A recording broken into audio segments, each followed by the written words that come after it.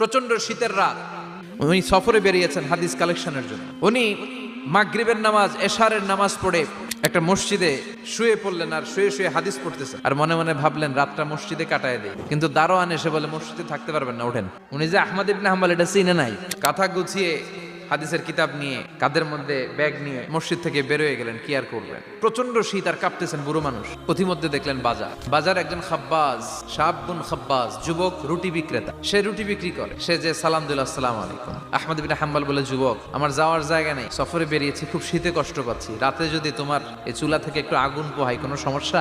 যুবক বলে, না না, সমস্যা না, আহলান ওয়া সাহলান, বসে আমতে আসেন আসেন, আপনি আগুন পোহাইলে আমার সমস্যা কি? আল্লাহ শুকরিয়া করে উনি বসলেন আর আগুন পোহাচ্ছেন। আর খেয়াল করলেন যুবক রুটি বানায় আর পরে আস্তাগফিরুল্লাহ, রুটির দলা বানায় পরে আস্তাগফিরুল্লাহ, খামির বানায় আর পরে আস্তাগফিরুল্লাহ, খালি এইটাই পড়তেছে। ইমাম আহমদ ইবনে হাম্বল তো অবাক, কিরে এটা আবার কেমন যুবক, খালি আস্তাগফিরুল্লাহ। উনি প্রশ্ন করলেন, যুবক ঘটনা কি?